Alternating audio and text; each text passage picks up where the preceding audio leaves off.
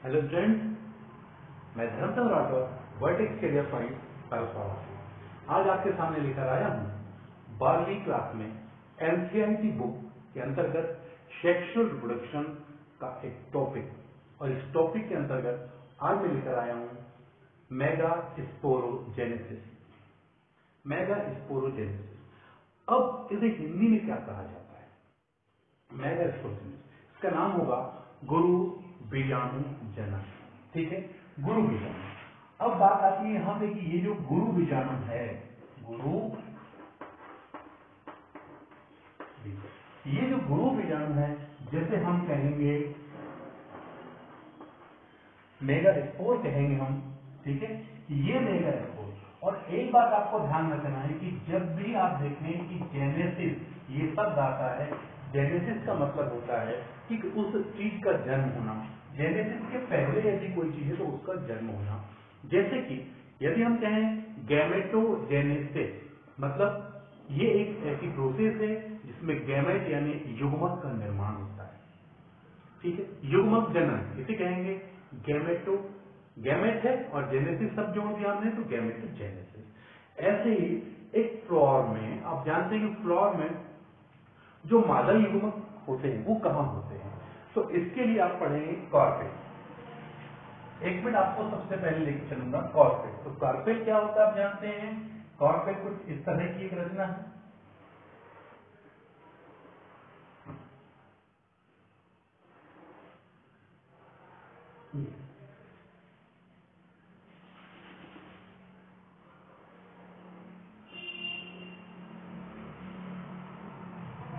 कुछ इस तरह की एक रचना जो कॉर्पेल है, हमें पता है कि इसमें ये जो ऊपरी भाग है ये पूरा क्या है आपके पास में, ये कंप्लीट क्या है,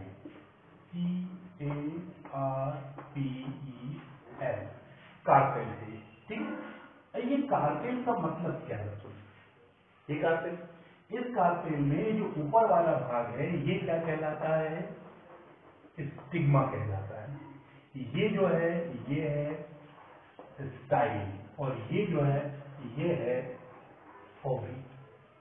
और इस ओवरी के अंदर की कंडीशन की हम बात करते हैं, इस ओवरी में। ठीक है, तो देखिए हम ये जानते हैं कि फ्लोर में ये जो कार्पेल होता है ये कंप्लीट रूप से कार्पेल जो है इसके 3 पार्ट होते हैं, स्टिग्मा, स्टाइल, ओवरी। आज हमारा टारगेट ये है कि ये इस कंप्लीट भाग में ये जो बीच वाला ये सबसे लास्ट पार्ट है जैसे हम ओवरी कहते हैं, इस ओवरी के अंदर होगा क्या? ओवरी यानी बीजाणु।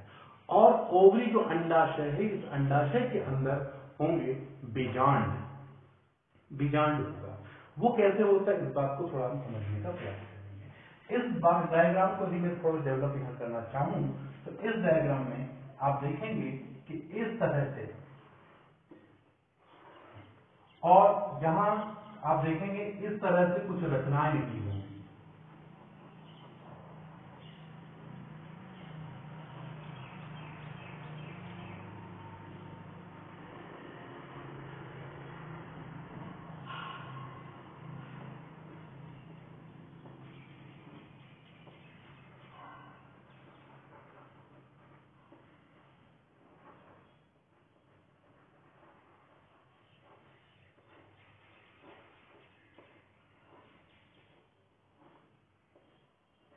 ठीक है, तो आप यहां पर आप देख रहे हैं कि ये जो अंडाशय है, इस अंडाशय में ये जो पट है ना, इसकी सहायता से आपको ये जो छोटे छोटे आकार दिख रहे हैं, ये छोटे छोटे आकार, ये जो है ये पर्टिकुलर एक क्या है, ओव्यूल है।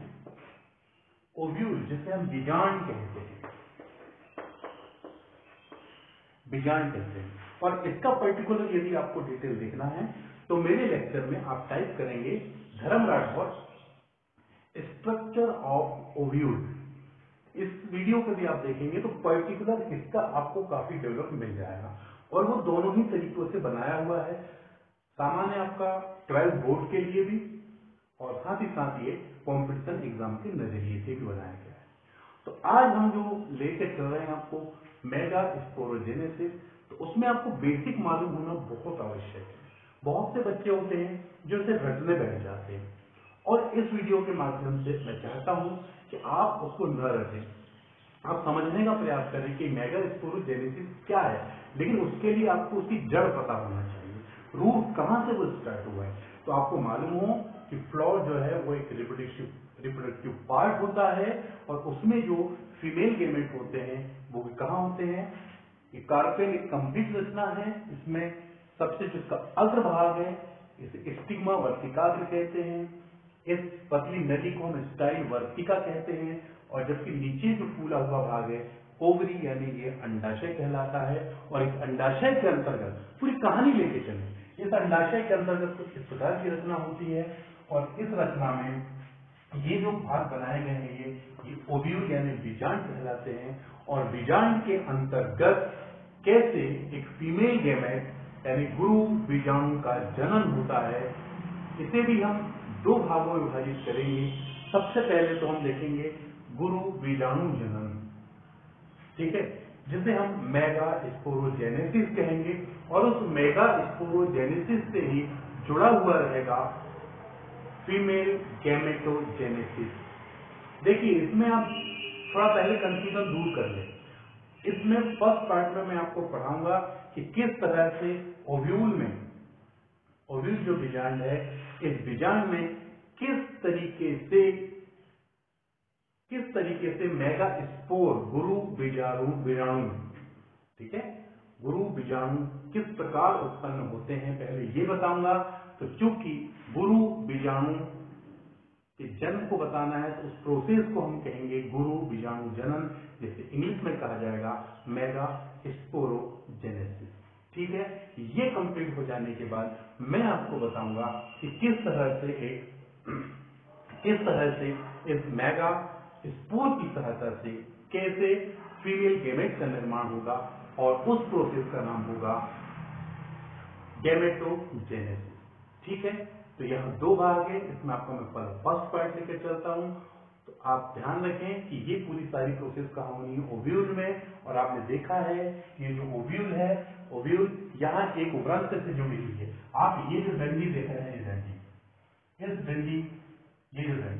ये डंडी क्या है आपके पास, बीजांड का व्रंत है। जैसे किसी को पकड़ना हो तो उसके लिए डंठल होना, जैसे पुष्प होता, फ्लावर को नीचे पकड़ते एक डंठल होती है, तो चूंकि पुष्प की वो डंठल है ना, अच्छी भाषा में इसको पुष्प व्रंत कहेंगे। पत्ती की भी एक डंठल होती है, अगर पत्ती की डंठल है वो पकड़ने की तो आप उसको पर्ण व्रंत कहेंगे। ऐसे यहाँ बीजांड के लिए भी ये भाग निकली हुई है रचना, इसे हम बीजांड व्रंत कहेंगे, ठीक है। तो आप इस बात को समझ चुके हैं कि बीजांड व्रंत क्या है। इस बीजांड व्रंत को इंग्लिश में फ्यूनिकल के नाम से जाना जाता है। अब हम देखेंगे बीजांड की रचना।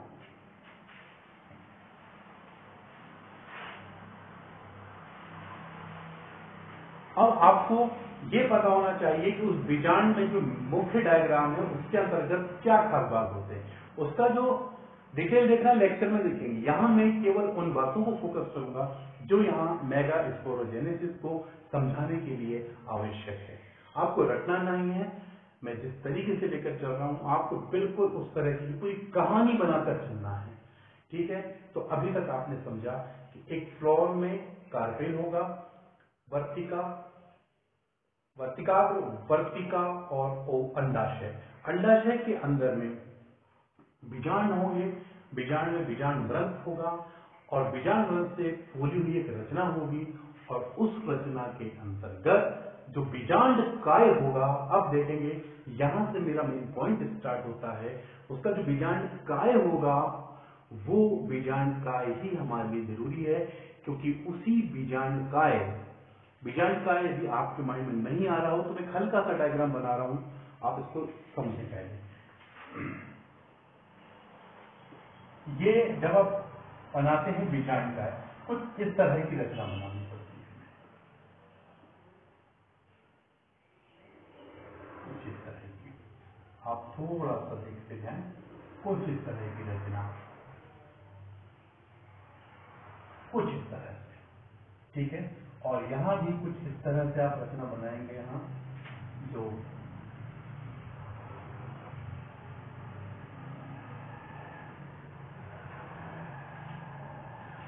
मैं ये थोड़ा सा जल्दबाजी बना रहा हूँ, इसका जो मेन डायग्राम है आप देख सकते हैं। मेरा टारगेट यहाँ मेन आपको समझाना है, तो यहाँ बात को समझना थी कि ये जो भाग है ये वाला जो भाग है रेड वाला, ठीक है, ये तो आपका एम्ब्रायो सैक होता है, ठीक है, ये एम्ब्रायो सैक होता है। लेकिन इसके चारों ओर जो भाग होगा ये वाला भाग, इसके चारों ओर ये जो भाग होगा ये भाग, यहाँ पर ये वाला ग्रीन ये जो ग्रीन कर रहा हूं मैं, ये भाग होता है बीजांड। देखिए ये जो बीच वाला भाग है वो है बीजांड, ठीक है, ये बीच वाला क्या है, ये बीजांड। लेकिन यहाँ बीजांड काय का मतलब होता है शरीर से, बाहरी शरीर की बात आती है। तो इस बीजांड के चारों ओर जो भाग ये बना हुआ है ये है बीजांड। ये जो भाग बना होगा ये आपके लिए कहलाएगा बीजांड काय। इसे हम कहते हैं न्यूसेलस। अब हमारे मेगा स्पोर की सारी प्रोसेस यहीं से स्टार्ट होती है। अब मैं आपको लेकर चलता हूं मेगा स्पोरोजेनेसिस। तो मेगा स्पोरोजेनेसिस एक विधि है जिसके द्वारा मेगा स्पोर का जनन होता है, मेगा स्पोर का निर्माण होता है। इस विधि में सबसे पहले हमें ये समझना है कि आखिरकार ये विधि प्रारंभ कहां से होती है। तो मैं आपको बताना चाहूंगा कि ये विधि प्रारंभ होती है बीजांड काय से। बीजांड काय का मतलब आप समझ रहे हैं, ये बीजांड के चारों ओर जो कोशिकाएं हैं का जो घेरा है वो कहलाता है बीजांड काय। इंग्लिश में कहा जाता है न्यूसेलस। और ये न्यूसेलस में आप पढ़ रहे हैं कि न्यूसेलस के बाहर त्वचा। तो मैंने अब एक न्यूसेलस का एक छोटा सा डायग्राम आपके सामने बना रखा है, आप देख रहे हैं। तो जब एक यंग न्यूसेलस जब होता है तो ऐसी स्थिति में ये जो बाहर की कोशिकाएं, ये बाहर वाली, ये बाहरी क्या है, ये बाहर का ये तो आवरण है, अध्यावरण कहलाएगा। इसे इंग्लिश में इंटीगुमेंट कहेंगे, हिंदी में इसे अध्यावरण कहेंगे, इसे हम कहेंगे अध्यावरण, ठीक है। अध्यावरण मतलब चारों की बाहर परत है। इस बाहर परत में ये जो बाहर परत है उसमें यदि हम एक ये सेल देखें, ये जो रेड कलर से बनाई हुई सेल है, एक कोशिका ऐसी होती है जो आकार में बढ़ने लगती है, अंदर का जो उसका साइटोप्लाज्म कोशिका द्रव है वो गाढ़ा होने लगता है, थोड़ी आकार में ये लंबी होने लगती है, ठीक है। और ये जो ग्रोथ करती है, आकार में बड़ी हो रही है, इसका अपना एक नाम होता है और इसका नाम है आर्कीस्पोरियल सेल। इस सेल को कहा जाता है, इसी सेल को कहा जाता है आर्कीस्पोरियल सेल। देखिएगा न्यूसेलस के बाह्य त्वचा के माइक्रोपाई क्षेत्र की एक कोशिका आकार में बड़ी और स्पष्ट हो जाती है और इसे हम आर्कीस्पोरियल सेल कहते हैं। और इस आर्कीस्पोरियल सेल में अब जो है वो पैराक्लिनिकली डिवाइडेशन होगा। अब इनमें क्या होगा, क्या होने वाला, देखिए आप, पैराक्लिनिकली डिवाइड होगी। अब पैराक्लिनिकली डिवाइड का मतलब क्या होता है, जब एक सेल इस तरह से हो और बीच से ऐसे करके दो भागों में बढ़ जाए उसे कहते हैं पैराक्लिनिकली डिवाइडेशन, ठीक है। अब यहाँ हम देखते हैं जब इसका डिवाइडेशन होगा तो ये आकार में थोड़ी लंबी हो जाएगी, बीच से एक रेखा आएगी और कितने भागों में बढ़ जाएगी, दो भागों में बढ़ जाएगी, जिसे हम देखते हैं अपने अगले डायग्राम पे। अब हम देखते हैं कि किस तरीके से जो आर्कियोस्पोरिक सेल होते हैं इसमें पेरिक्लिनिकली डिवाइडेशन होगा, परिणत विभाजन होगा। ये परिणत विभाजन का क्या मतलब है? परिणत विभाजन का मतलब ये है कि आपके पास यदि एक सेल है, ये इस प्रकार से यदि एक आपके पास कोशिका है तो कोशिका में इस तरह से एक क्षैतिज रेखा बनेगी और इस प्रकार से ये परिणत यानी पैराक्लिनिकली विभाजन होगा, ये दो भागों में विभाजित हो जाएंगी। तो इसी तरीके से जो आर्कियोस्पोरियल सेल है इनमें क्लिनिकली डिवीजन होगा, डिवीजन होने के बाद ये दो भागों में विभाजित हो जाएंगे और बात आती है कि वो जो दो भागों में विभाजित होगी उसका कौन सा पार्ट किस दिशा में जाएगा। लेकिन ये बात और ध्यान रखना है, ये कहाँ की है, माइक्रोपाइल क्षेत्र की कोशिका की। ठीक है, अब हम देखते हैं कि ये डिवाइडेशन क्षेत्र के माध्यम से कैसे होने जा रहा है। तो आप देखेंगे कि आपके पास है आर्की स्पोरियल सेल और इसका जो डिवाइडेशन है यहां पर पैरा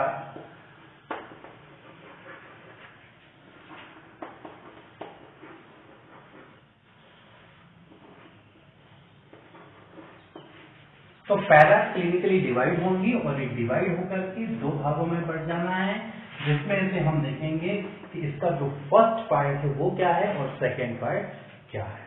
ठीक है, पहला है आपका जो फर्स्ट पार्ट है वो है प्राइमरी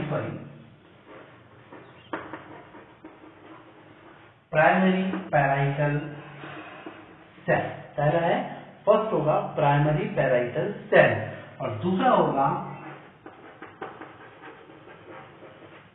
प्राइमरी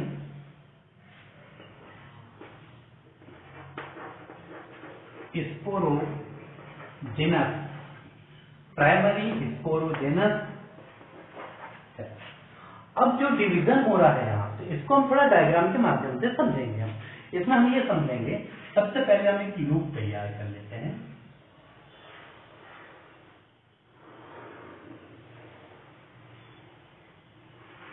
कुछ इस तरीके से आपको ध्यान रखना है। हम फिर से बता दें आपको, यहाँ जो पहली बार आर्की स्पोरियल सेल है वो किस दिशा की है, माइक्रोपाइल क्षेत्र की है। माइक्रोपाइल क्षेत्र में बीजांडकाय के माइक्रोपाइल क्षेत्र की है और ये बाह्य त्वचा के ठीक नीचे की एक कोशिका जो आकार में बड़ी है। अब इसमें क्या होने जा रहा है, पैरा क्लिनिकली डिवाइडेशन होगा। तो ये जो सेंटर पार्ट है यहाँ आप इस चीज को विशेष ध्यान देंगे, वो यहाँ इस तरीके से ये आकार में बड़ी होंगी और ये पैरा क्लिनिकली डिवाइडेशन हो रहा है पैरा। तो यहाँ पर हमको समझने वाली बात है, यहाँ पर हम डायग्राम को स्पष्ट कर दें कुछ इस तरीके से।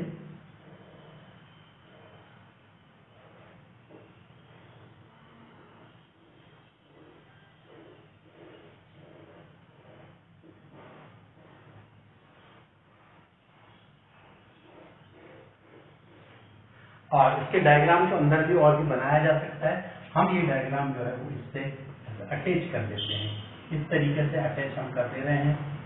ठीक, ये अटैच, और यहाँ पर जो है वो तो इस तरह की रचनाएं बनती रहेंगी।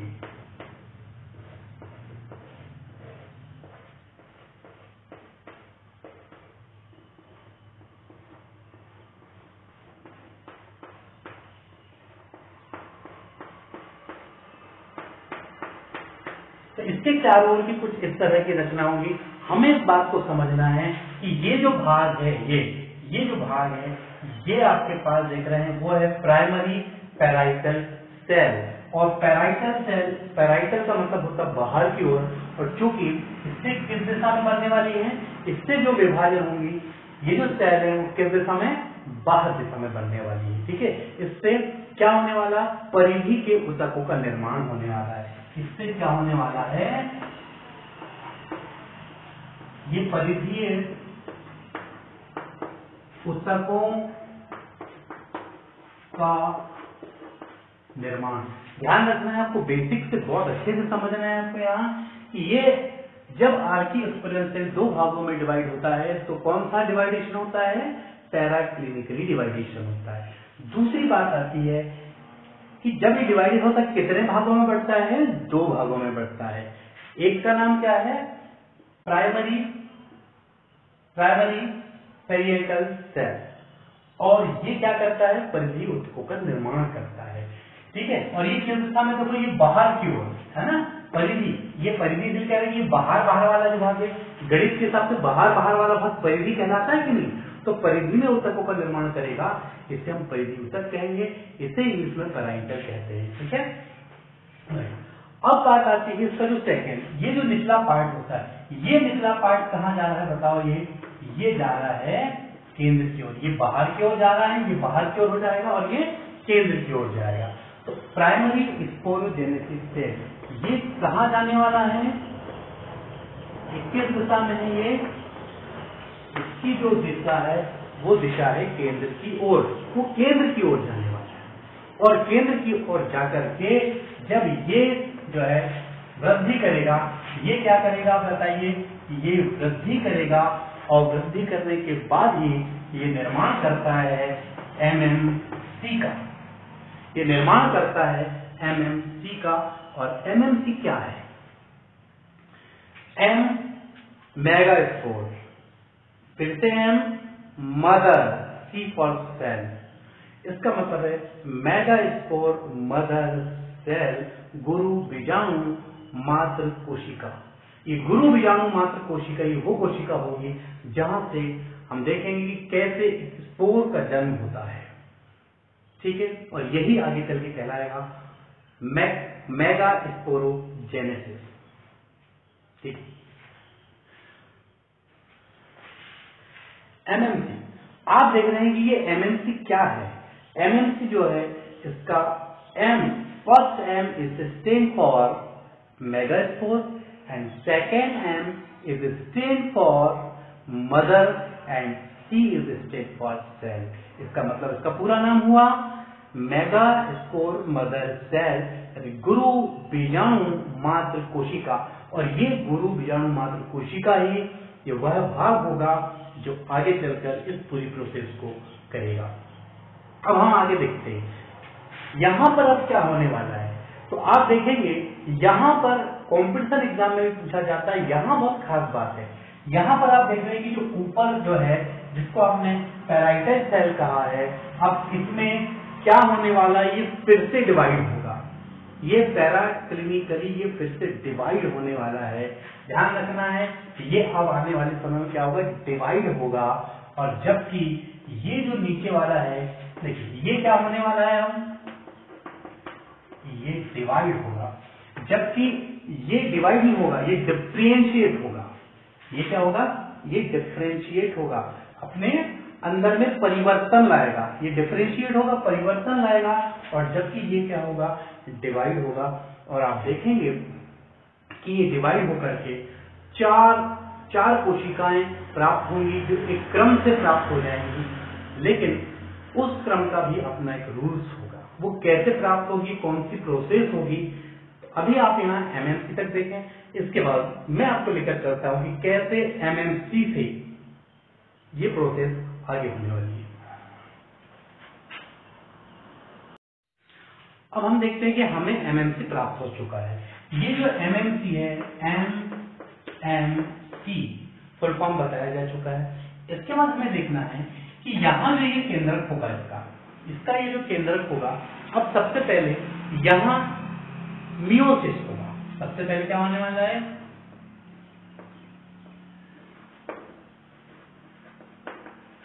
मियोसिस।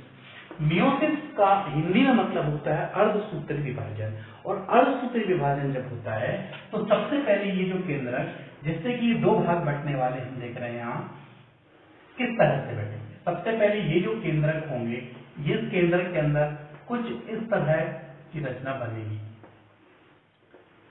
क्योंकि पहले हमें पता है कि पहले केंद्रक का विभाजन होता है जिसे हम कैरियोकाइनेसिस कहते हैं, और केंद्रक के बंटने के बाद कोशिका द्रव का विभाजन होता है जिसे हम साइटोकाइनेसिस कहते हैं। ये दोनों पार्ट मिलकर के कहलाता है आपका क्या, सेल का विभाजन, डिवीजन ऑफ सेल। तो डिवीजन ऑफ सेल के दो पार्ट हैं, कैरियोकाइनेसिस और साइटोकाइनेसिस। तो पहले ये कैरियोकाइनेसिस होगा, लेकिन चूंकि ये मियोसिस है, अर्धसूत्री विभाजन है, और अर्धसूत्री विभाजन में गुणसूत्र जो है वो आधे आधे हो जाते हैं। यहाँ हम देखते हैं इसके गुणसूत्र होते हैं 2n, इसमें गुणसूत्र कितने होंगे, 2n होते हैं। और 2n है तो मतलब जब ये डिवाइड होके कुछ इस तरीके से सेल का निर्माण कर लेता है, ये कुछ इस तरीके से निर्माण कर लेगा ये, फाइनली यहाँ पर अनुप्रस्थ विभाजन होगा। ये कौन सा है, अनुप्रस्थ विभाजन है। तो ये इस तरह से ये केंद्रक दो भागों में बढ़ जाएंगे। लेकिन आपको ये बहुत अच्छे से मालूम होगा, अर्धसूत्री विभाजन में एक कोशिका के जो गुणसूत्र है वो 2 कोशिकाओं में बढ़ जाते हैं, आधे आधे हो जाते हैं, लेकिन ये प्रोसेस यहाँ नहीं रुकती है। फिर उन 2 कोशिकाओं में समसूत्री विभाजन होता है, उनमें माइटोसिस होता है, क्योंकि अर्धसूत्री यहाँ तक रुकती नहीं है, ठीक है ना।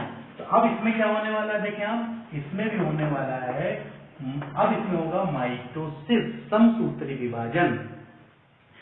किस प्रकार का होगा आप देखें, फिर यहाँ डायग्राम लेकर चलें। फिर यहाँ वही है कि पहले कैरियोकाइनेसिस होता है और फिर साइटोकाइनेसिस होता है, यानी पहले केंद्रक बटेगा। तो हम कुछ इस तरह का डायग्राम बना के चलें, इस तरह का। तो इसका जो केंद्रक है, सबसे पहले केंद्रक 2 भागों में बटेगा। मैं जो है वो केंद्रक को 2 भाग में बांटना चाहूं तो कुछ इस तरह की एक स्पिंडल रचना का निर्माण करेंगे, ठीक है। इसी तरीके से यहां से नीचे भी इस तरह से हम स्पिंडल के आकार की रचना, ठीक है। तो ये जो हो रहा है वो क्या हो रहा है, आप देख रहे हैं, ये जो रेड रेड हम बना दे रहे हैं, ये क्या है, ये है कैरियोकाइनेसिस। लेकिन आगे हम चलते हैं इसकी ओर। अब चूंकि माइटोसिस है, इसमें गुणसूत्र की संख्या n और क्या थी, n थी। अब ये चूंकि हैप्लॉइड हो चुके हैं, अब ये हैप्लॉइड हो चुके हैं तो गुणसूत्र का डिवाइडेशन तो होगा नहीं, और ऊपर से कौन सा है, माइटोसिस है। माइटोसिस का मतलब कौन सा है, समसूत्री है, और समसूत्री में जितने इनमें होंगे उतने इनमें होंगे, ठीक है। तो ये कौन सा है, कैरियोकाइनेसिस है ना। अब ये बीच से क्या होगी, यहाँ से डिवाइडिंग रेखा बनने वाली है। तो यहाँ फाइनली हमारे पास जो प्राप्त होगा वो कुछ इस तरह से प्राप्त होगा।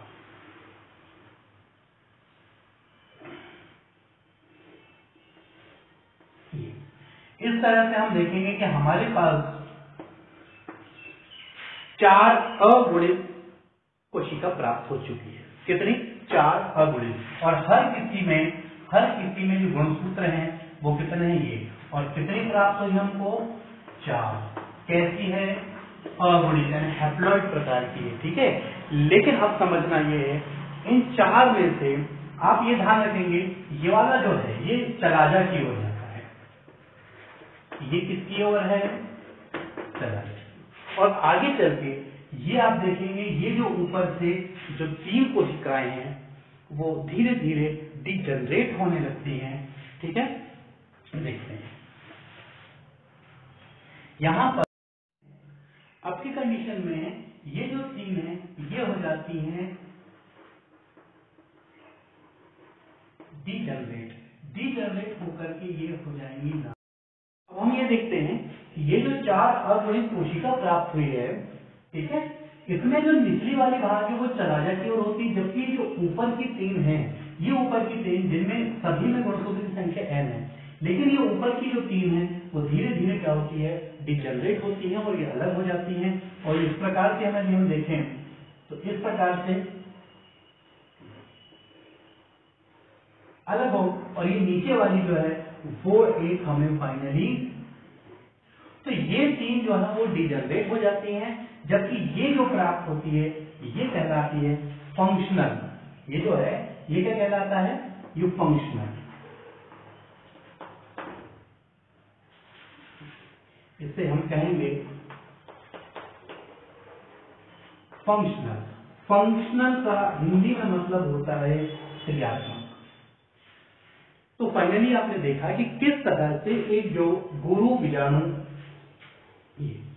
किस तरह से एक गुरु बीजाणु मात्र कोशिका है जो कि मियोसिस यानी अर्धसूत्री विभाजन के द्वारा, क्योंकि इसमें 2n गुणसूत्र से अर्धसूत्री विभाजन होता है, उसमें भी सबसे पहले कैरियोकाइनेसिस होगा, क्योंकि केंद्रक का विभाजन कैरियोकाइनेसिस कहलाता है।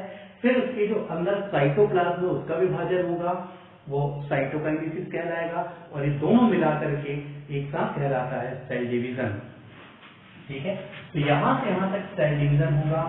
अर्धसूत्री विभाजन में गुणसूत्रों की संख्या आधी आधी हो जाती है, तो 2n है तो nn हो गया। लेकिन अर्धसूत्री विभाजन यहाँ बंद नहीं होता है। अर्धसूत्री विभाजन में पुनः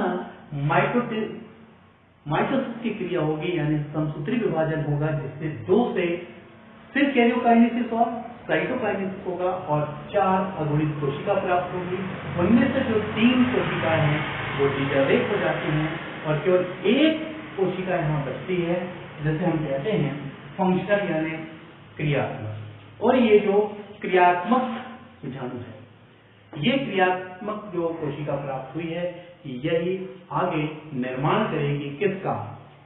फीमेल गैमेट का निर्माण करेगी। ठीक है, जैसे हम इसके बाद जो प्रक्रिया स्टार्ट हुई, ये है आपका मेगास्पोरोजेनेसिस की क्रिया है। और अब हम इसमें पढ़ेंगे किस तरह से ये जो फंक्शनल क्रियात्मक कोशिका प्राप्त हुआ है, इसकी सहायता से कैसे एक ओव्यूल बीजांड का निर्माण होगा। इसे हम कहेंगे गैमेटोजेनेसिस। नोट कीजिए। अब हम ये देखते हैं, जैसे आपने देखा कि इस पूरी प्रोसेस में एक क्या बना हमारे पास में, फाइनली यहां पर एक ये बना था टेट्रॉइड बना। लेकिन ये जो टेट्रॉइड बना था ना, ये एक रेखा के रूप में था, समझे ना। ये जो है वो चारों कोशिकाएं एक दूसरे के नीचे सेट है, तो ये किस रूप में था? लीनियर था। और ये लीनियर था। और ये बताना चाहूंगा कि इसके बारे में सबसे पहले किसने बताया?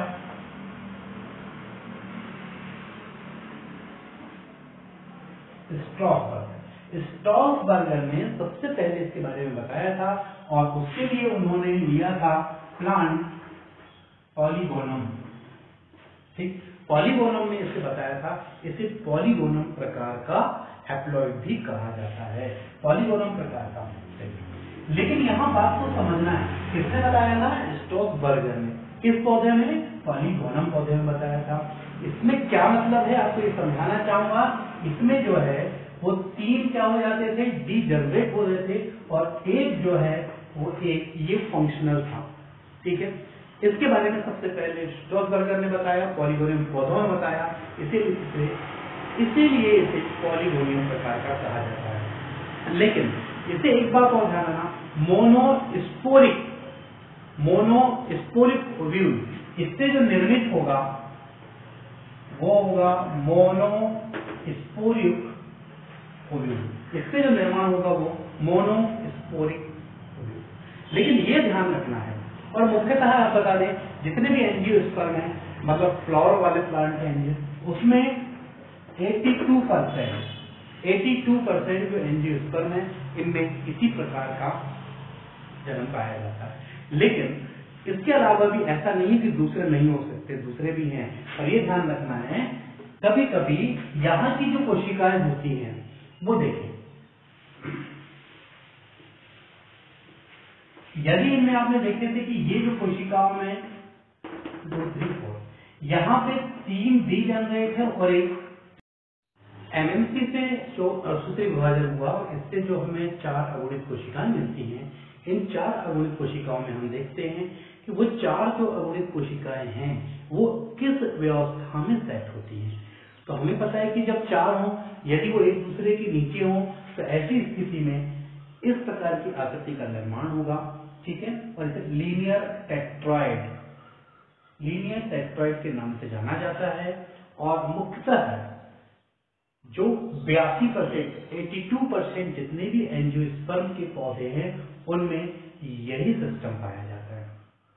लेकिन यह एक बात मैं बताना चाहूंगा, इसके बारे में सबसे पहले स्ट्रॉसबर्गर ने, किसने? स्ट्रॉसबर्गर। हम देखते हैं कि हमको एमसीसी के असूत्री विभाजन से जो 4 अगुणित कोशिकाएं प्राप्त होती हैं, 4 अगुणित मेगास्पोर जो प्राप्त होते हैं, वो चारों की व्यवस्था क्या होती है, उस व्यवस्था के आधार पर ये अलग अलग प्रकार के होते हैं। सबसे पहले ये बता दें कि ये जो 4 अगुणित कोशिकाएं हैं, जब ये एक दूसरे के नीचे होती हैं तो एक रेखीय क्रम में व्यवस्थित हो जाती हैं। इसे हम लीनियर टेट्रॉइड कहते हैं। लीनियर एक रेखा के लिए यूज किया गया है, और टेट्रॉइड में चूंकि यहाँ 4 अगुणित कोशिका है, 4 को बताने के लिए टेट्रॉइड का उपयोग किया गया है।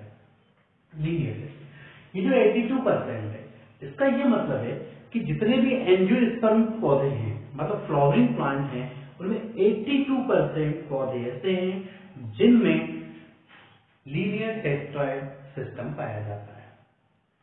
और इसके बारे में सबसे पहले एक वैज्ञानिक स्ट्रॉसबर्गर ने पॉलीगोनम प्लांट में ये सब बताया था, इसलिए इसे पॉलीगोनम टाइप भी कहा जाता है।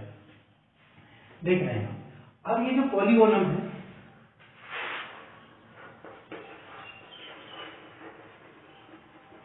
ये पॉलीगोनम टाइप का हो गया। इनमें हमें पता है कि ये जो टोटल है वो 4 है, ये ऊपर 3 और 1। ये जो 3 है वो नष्ट हो जाते हैं और जो नीचे 1 है जो कि हमारे लिए किसका काम करेगा, ये क्या है हमारे लिए, ये है एमएमसी गुरु बीजाणु, ठीक, गुरु मात्र बीजाणु। अब बात समझते हैं, लेकिन कभी कभी क्या होता है कि इससे जो ऊपर के सेल हैं, ये जो ऊपर में, जब इनकी संख्या 2 होती है, जब यहाँ कोशिका में इनकी संख्या क्या होती है, 2 होती है, तो इसका जो विभाजन है, नीचे का विभाजन तो अनुप्रस्थ होता है, लेकिन इसका जब विभाजन अनुदैर्घ्य हो जाए तो ऐसी स्थिति में क्या होंगे आप देख सकते हैं। जब कभी इस प्रकार से, यदि यहाँ सेल्स हैं, ठीक है, अब यहाँ इसमें भी यदि मान लो अनुप्रस्थ हो और इसमें भी क्या अनुप्रस्थ हो, तो ऐसी स्थिति में तो कोई दिक्कत नहीं है आपको। इस प्रकार से इससे 2 बने, ये 2, इसके 2 बने, ये 2, तो ये तो लीनियर हो गया। लेकिन ये मान के चलें हमारे पास कुछ एग्जांपल्स ऐसे हों कि ये जिस प्रकार से आप देख रहे हैं, ये अब यदि यहाँ पे ये जो ऊपर वाला है ये अनुदैर्घ्य विभाजन करे और नीचे वाला अनुप्रस्थ विभाजन करे, तब क्या होगा, अनुदैर्घ्य मतलब ये बीच से लाइन आएगी और इसमें ऐसे आएगी, तो फाइनली क्या होगा बीच से, तो ये 2 भागों में इस तरह से बढ़ जाएगा, इस तरीके से बढ़ेगा। और जबकि ये वाला जो होगा, ये वाला जो है वो इस तरीके से बटेगा। तो आप देख रहे हैं कि ये जो है वो क्या होगा, टी शेप में हो जाएगा। तो आप देख रहे हैं कि जो बी पॉइंट है इसका वो है टी शेप। लेकिन ऐसा भी तो हो सकता था यहाँ पे कि जैसे यहाँ ऊपर वाला जो है इसमें अनुदैर्घ्य हुआ और इसमें अनुप्रस्थ हुआ, लेकिन उल्टा होता, यदि ऊपर वाले में क्या होता, ये ऊपर वाला जो अगर ये ऐसे होता, ये ऊपर वाला कुछ इस तरीके से होता और नीचे वाला इस तरीके से, यानी नीचे वाले में क्या हो जाता, अनुदैर्घ्य और ये हो जाता अनुप्रस्थ। तो ऐसी स्थिति में उल्टे टी के समान ऐसा शब्द बन जाता है। तो ये आपको समझ आया होगा। इसमें कुछ एग्जांपल्स है, जैसे कि टी शब्द, इसका एग्जांपल है म्यूसा, ठीक है, और जबकि अपोजिट टी शब्द में जो है वो आप देख रहे हैं स्पेशल कुछ कंपटीशन एग्जाम में ये पूछा जाता है। ऑनग्रेसी कुल का जो प्लांट होता है उसमें अपोजिट टी शेप्ड इस प्रकार का टेट्राइड प्राप्त होता है। इसमें डेस्मोडियम एग्जांपल है, साथ साथ लुडविगिया, ये भी इसका एग्जांपल है। अच्छा, ये म्यूसा में आपको एक बात याद रखना है, पर्टिकुलर जो म्यूसा होता है उसमें एक ही प्रकार का नहीं होता, उसमें ए का मतलब ए बी सी कहने का मतलब linear T set, opposite T set, और साथ ही साथ उसमें आइसोबाइलेटरल भी होता है। तो म्यूसा एक ऐसा उदाहरण है जिसमें ये एबीसी का मतलब आप समझ गए होंगे, linear T shape, opposite T shape और साथ साथ आइसोबाइलेटरल, इतने प्रकार का होता है कि इसमें म्यूसा में ये एग्जांपल आपको याद रखना पड़ेगा। अब मैं आपको बताऊंगा इसके बारे कि ये जो हमारे पास 4 अगुणित कोशिकाएं हैं, इनमें जनरली क्या होता है कि 3 जो है वो नष्ट हो जाती हैं और एक, इनमें से कितनी, 3 नष्ट हो जाती हैं और एक जो है वह एमएमसी का कार्य करती है। लेकिन इसके अलावा हमारे, इसे क्या कहा जाता है, मोनोस्पोरिक ओव्यूल, क्या कहेंगे, मोनोस्पोरिक ओव्यूल। लेकिन कुछ एग्जांपल्स और भी ऐसे हैं जिनमें इन चार में से 2 ही डीजनरेट होते हैं, जबकि 2 जो होते हैं वो गुरु बीजाणु का काम करते हैं, जिसे हम बाइस्पोरिक ओव्यूल कहेंगे, इनको हम कहेंगे बाइस्पोरिक ओव्यूल। और यदि एक नष्ट हो लेकिन 3 यदि फंक्शनल का काम करें, यदि 3 फंक्शन का काम करें तो हम इसे ट्राइस्पोरिक, और यदि 4 करते हैं तो हम इसे टेट्रास्पोरिक ओव्यूल कहते हैं। ओके।